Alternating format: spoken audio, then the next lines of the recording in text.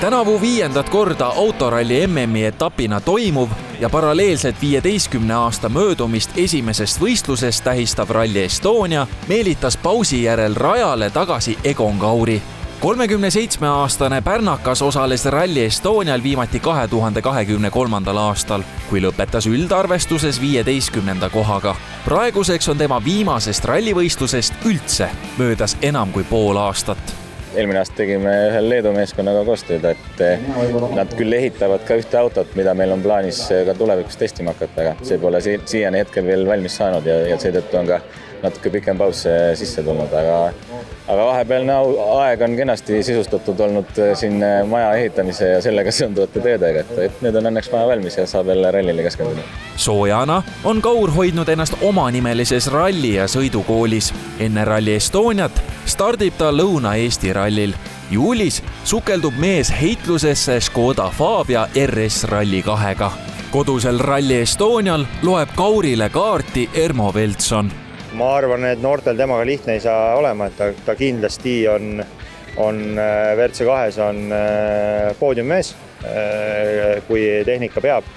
Ja üleüldiselt tahaks ka siin Eesti sportlastele panna ikkagi surve peale, et sellel aastal kõik elemendid on olemas, et nii kõige kõrgemas konkurentsis võiks võidu ära võtta ja WRC2-s ka, et seal muid variante väga ei ole. Rally Estonial alustab oma käes oleva hooaja 5. MM-etapil ka valitsev juunioride maailmameister ja üha vormi koguv Romet Jürgenson.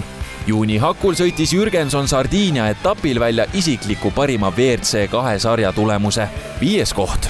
Ma usun, et top 5 ikkagi reaalselt võiks olla võimalik, aga et nii-öelda puhtalt siis kiiruslikult midagi rohkemat loota hetkel on veidi naiivne, et eks näha ole. Kindlasti teed on mulle tuttavamad ja võiks nagu selles mõttes see eelis vähemalt teistelt ära kaduda. 17. kuni 20. juulini publiku meelte lahutamise eest vastutav Tarmo Hõbe avalikustas Rally Estonia avatseremoonia esinejad, kelleks on Keter Jaani, Nublu ja Vaiko Eplik. Rally Estonia teisel päeval annab Tartu lauluväljakul bändi viimase kontserti Evert and the Two Dragons. Elva linnakatsel on vahepallaks driftijad ning Red Bulli sportlased. Pausi aastad on sellised head. Eelmine aasta kõik me hoidsime käed soojas, oli meil Euroopa meistrivõistlusetapp, aga selgelt kõik igatsesid seda maailma tippu MM-etappi. Ja ma julgen öelda, et nii endal kui ka kõigil kaaskorraldajad see isu tahe oli ikkagi jällegi palju suurem ja oleme väga palju panustanud, pingutanud, et see 15. juubeli aasta saaks olema eriline.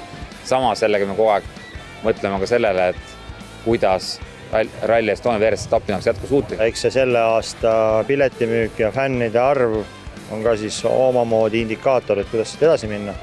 Aga jah, me paneme viimaseid pusletükke siis 26. aasta osas paika. Siis tegelikult nii palju, kui ma tean juba, siis suve lõpus tahab siis Via ja promootor siis 26 aasta WRC kalendriga välja tulla.